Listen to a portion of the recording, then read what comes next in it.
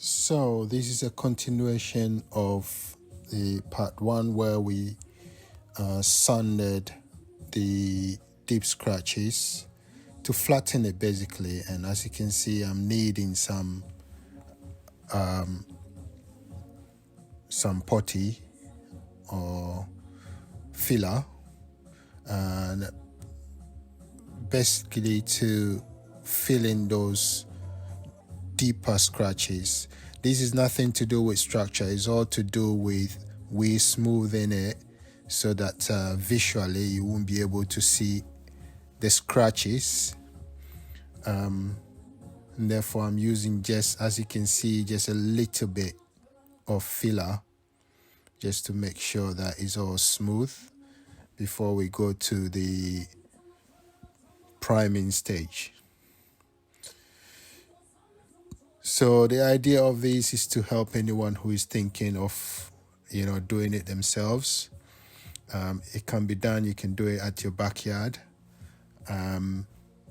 If you have the time, you can do it. So basically filler. And I'm just, as you can see, just trying to fill those not so big. And so the filler I've used a fine filler and a mixture of a fine filler and a normal filler, so it's not runny, and it's it's enough to fill those little scratches and make sure that on our next stage, which will be the priming stage, we have a smooth surface to prime on. As you can see, there's no downtime here. Filler is not dry, so I went over the whole surface with a 180 grit on the sander, just to make sure that I key up all the various parts wherever the primer will lie on, and also takes care of those minute scratches at the other part.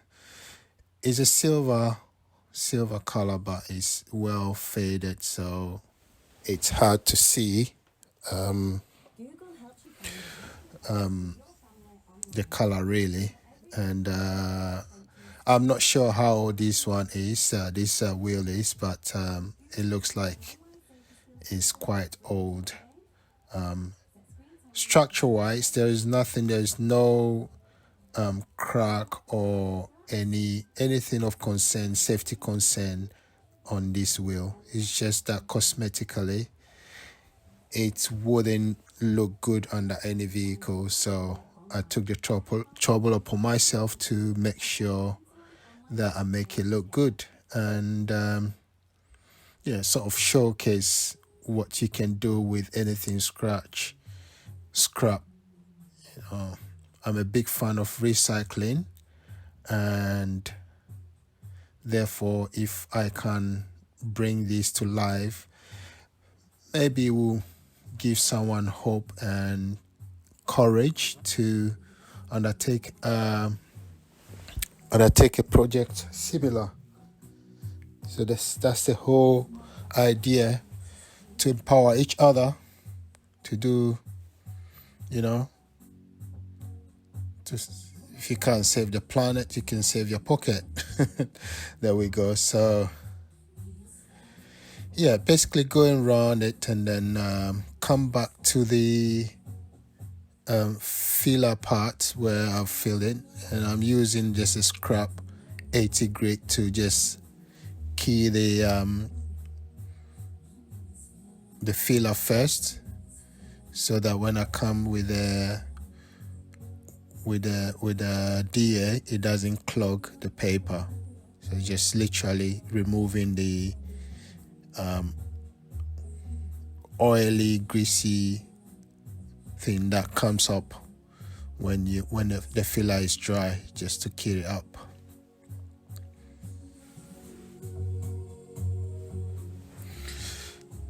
Yeah, just a little filler that dropped where I didn't want to sand too deep and cut too many. I didn't want to cut into the metal too much, so anything to help me not to sand too deep is what precaution I'm taking. However, I had a few. I went through a few of the bare metal, and that's why I'm going to use a primer to sort of seal it before painting.